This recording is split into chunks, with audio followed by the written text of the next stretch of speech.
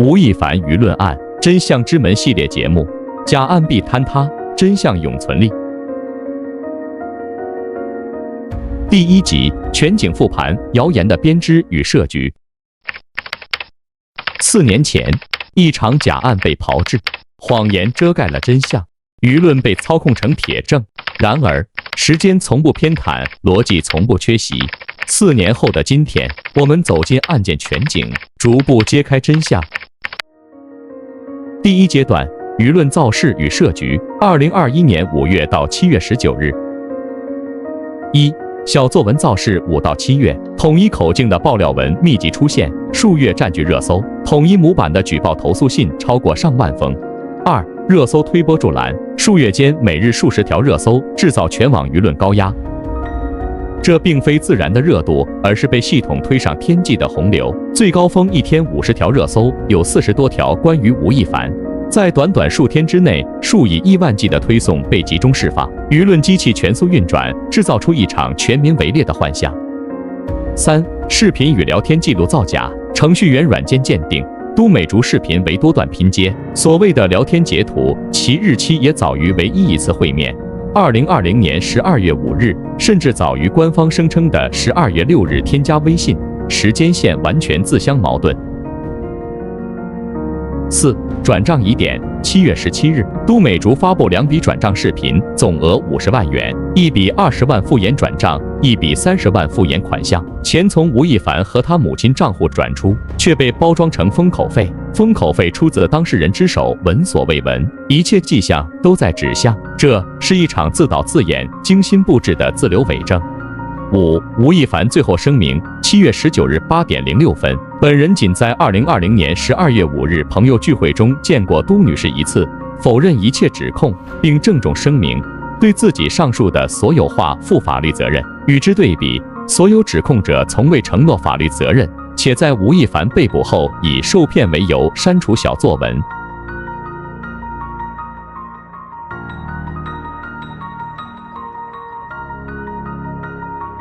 6、工作室10点澄清。7月19日晚21点15分，由一场渠道发布首条配合都美竹虚构的微信添加情节，疑点重重。隔天7月20日晚21点，工作室再次发表说明，网友却发现前后2份声明的公章并不一致，从13位变成12位，显现出严重造假嫌疑。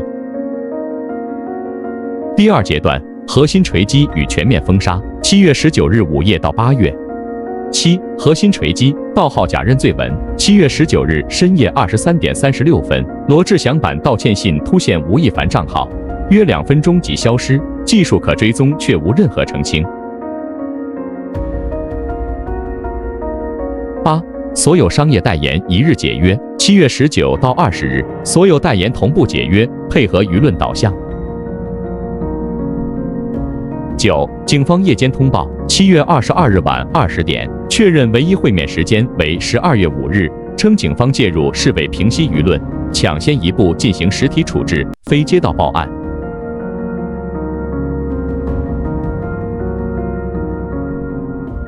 10、全网晋升与封号。7月19日之后，吴亦凡再无任何动态，从此他彻底失去了公开的发声途径。8月1日，全平台账号被集中注销，所有为他发声的账号也被封禁。8月2日，所有作品被下架。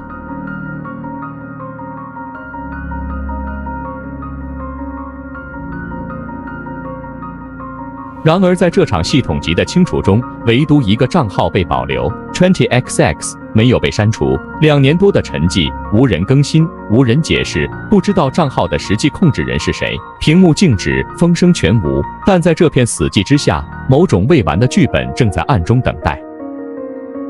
11、刑拘与批捕。7月31日晚22点30分。8月16日晚20点30分，在无公开证据、无人报警、无人受害的情况下火速推进，且有营销号和私人账号提前发布消息。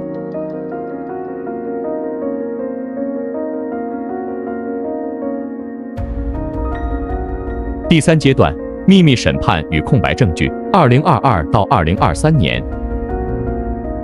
12、超期羁押加一审不开庭旁听。2022年6月10日23点47分，营销号在官方通报前数小时已获知消息，一审不开庭旁听，法庭未公开展示任何证据。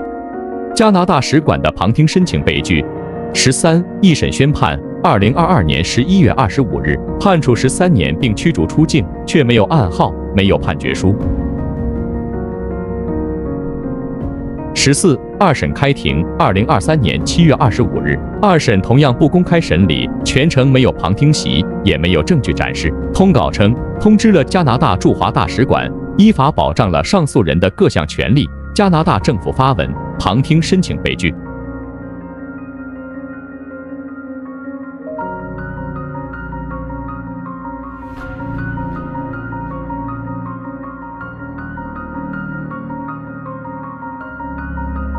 15. 二审宣判，2023年11月24日11点05分，二审不公开审理结束4个月之后，6大官方媒体在同一分钟发布通稿，宣布二审结果维持原判，全程只字未改，统一模板，统一通稿，统一文案，只有罪名，没有任何法律文书，没有案情基本要素，没有受害人化名。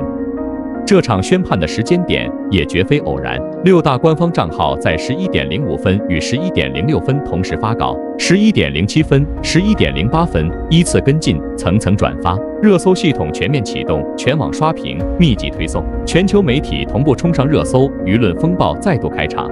这不是二审宣判，而是精心导演的新闻联动节目，一场全民广播式的发布会，更是一场操控全球舆论的信号发射。一场全网统一叙事的剧本，就在这3分钟里完成了定调。不仅如此，刑期11年6个月，案和吴亦凡的生日11月6日，通稿发布时间11点05分，合并刑期13年。这不是巧合，而是刻意而恶毒的数字巫术，一场精密设计的精神打击与羞辱仪式。他们花了如此大的力气来造势，不是为了告知真相，而是为了彻底摧毁一个人。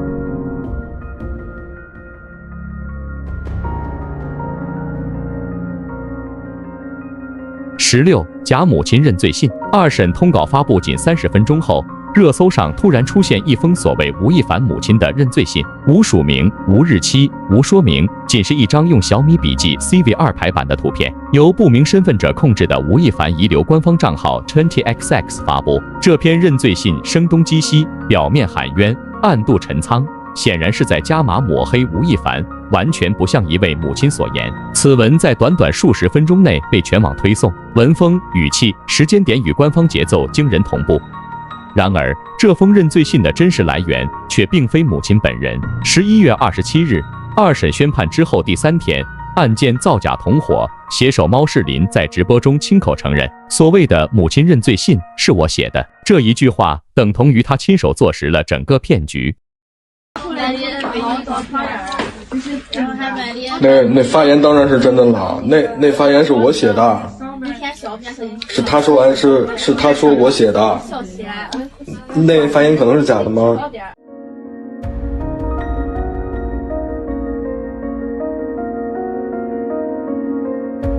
由此，我们看到案件策划者上演了一场精心策划的母亲替身剧本，一次由写手操盘、系统投放的冒名自杀秀。假认罪信表面喊冤，揭露案情，实则暗里递刀，以母亲口吻自述、自认为核心，采用自毁式表述，夹带花边化叙事，进一步污名吴亦凡，且认罪认述恰巧补了官方叙事所需的受害者与人数拼图。这篇排版规整、边框完整、字数近700的图文长贴，正是写手炮制、预设剧本的补刀信，在吴亦凡上诉与二审宣判节点精准投放，完成假证据链的闭环。至此，当年为何唯独保留 20XX 账号答案已不言自明。由此可见，吴亦凡案件并无任何实证，不得不靠小作文填补空案。这张所谓的母亲信图片，仅存活不到1小时即悄然消失，不留原贴，不见踪迹。它不是普通删帖，而是一种更隐秘的操作，利用热搜扩散投毒，再自我湮灭。就连转发图片的博文也全部变成灰图，只留下一个无法验证的空壳。正如网友所言，月后即焚，很像干一票就跑人。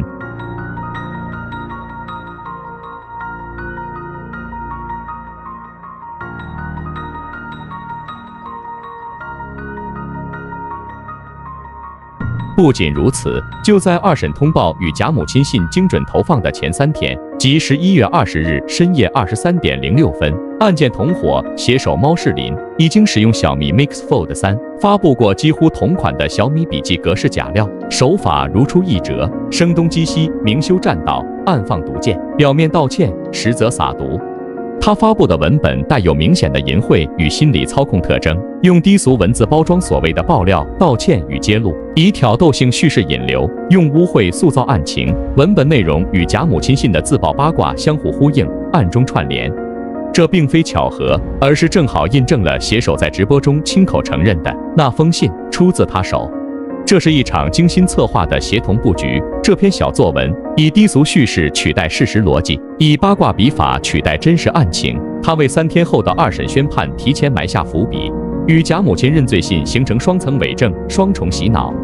这一切共同构成了一场由污秽包装的舆论洗脑术，以八卦为剧本，以造假为手段，用谎言遮盖真相，用作文替代案情，最终填补了司法的真空。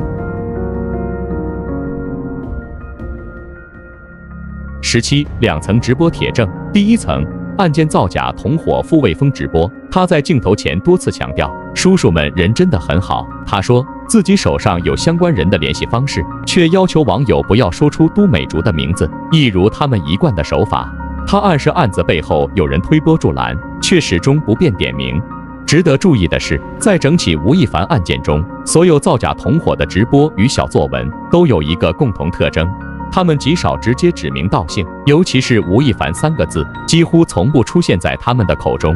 他们用吴先生，用吴或者他，或者引用八卦新闻的全名来嫁接，用模糊方式来取代。这正是他们惯用的操盘话术，影射传播，模糊指代，快速删除，一切看似若无其事，却都经过精准计算。他们用暗示、影射、代号、字母等手法，让观众自动对号入座，以此在舆论中塑造既定印象，却在法律层面逃避指控风险。一旦热度引爆，舆论扩散，他们又会迅速删除、注销账号，让造谣原帖消失在技术性的灰区中。这种影射传播加快速湮灭的伎俩，是他们惯用的作案模式，一边引导公众入局，一边撇清自身责任。他们人很好。哦，行。甚至联系方式我都有。就他们现在的联系方式我都有，我觉得他们人真的很好。行。哎，都美竹那个时候说他是那个，你能不能就不要说他的名字？对，就说他都不好意思啊。为什么就是叔叔那么相信他呢？这么跟你说吧，他太能装了，而且有人推波助澜，我不知道我形容的对不对，但是具体哪些人我不好说，因为我还想让我儿子顺利的出生。傅卫峰的这段直播进一步揭示了真相，案件背后确实存在推手与保护伞，吴亦凡案远非个人所能完成。第二层，公众见证与互动。不仅案件造假同伙的直播录像本身已成为直接证据，更令人震惊的是，多名网友在11月24日2审宣判正式发布的前一天，也就是11月23日，就已经在案件同伙傅卫峰群中看见过那封所谓的母亲信。他们在群里投放了2个版本，一个名为虚荣执念，另一个名为经济执念。一旦粉丝在群里提出质疑或明确表示不转发，就会立刻被踢出群聊。部分被洗脑的粉丝在压力与操控下倒戈，成为转发造假的工具人。案件同伙在群内极力诱导粉丝转发，并捏造各种谎言。在案件最后的时刻，他们直接利用吴亦凡唯一被保留下来的官方账号 20xx， 于11月24日2审宣判当天11点35分发布了那张假母亲信。这意味着整场操作并非民间自发传播，而是一场精心策划的舆论投放。直播、群聊、账号复活，3线合流，指向同一个事实：假母亲信并非偶发事件，而是系统性操盘的关键一环。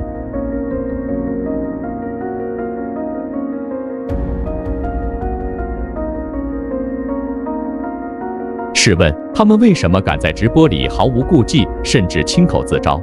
显然，他们很清楚，既成事实早已被牢牢锁死，世界的舆论与污名已经被钉在公众意识的耻辱柱上。于是，厚颜无耻成了他们的护身铁甲。他们把龌龊当作诚实，用坦率包装阴谋，把黑暗演成现实。观众心里明白，他们自己也心知肚明，这场表演不是为了真相，不是因为良心发现，而是为了洗白自己，让人设重生。他们在镜头前用假真诚签下了出卖灵魂的契约。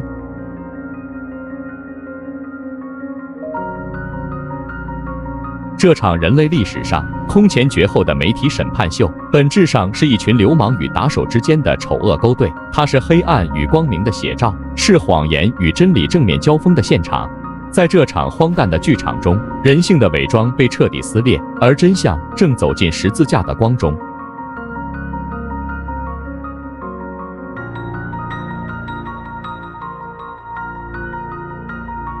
纵观全局，吴亦凡案自始至终没有任何一份带国徽、蓝底、白字的正式法律文书，所有公开内容皆为通稿配图。一审与二审过程无证据、无判决书、无案号、无案卷、无受害人报警、无公开审理，缺乏任何确凿的刑事依据。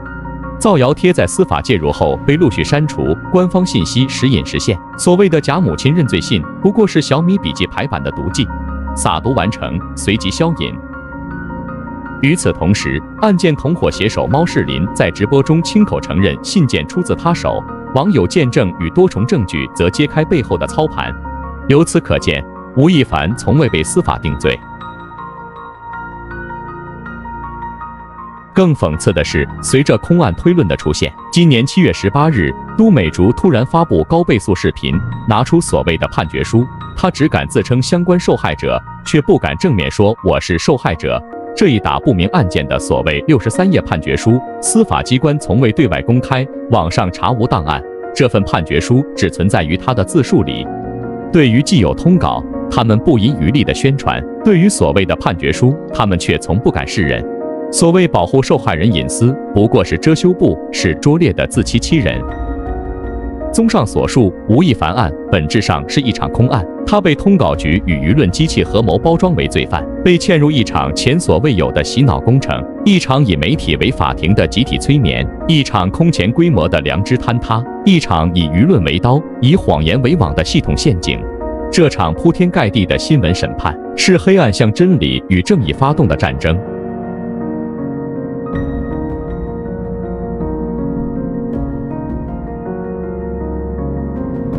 二审宣判之后，仍有声音突破重重封锁。11月27日至30日，一位律师在微博上发声。其实，观察他的案子可以发现很多问题。吴亦凡案值得好好分析。不管学了多少法律，判案也不能丢掉常识、常理、常情。2022年7月21日，知名律师李庄发文说，有一个算一个，100%可以肯定，凡是妨碍律师阅卷、拒绝提供录像、不敢网络直播、不让证人出庭、限制律师会见、不愿公开庭审、阻止群众旁听、逼迫认罪认罚，这一系列违法的背后，肯定有见不得人的龌龊与司法腐败，甚至是犯罪。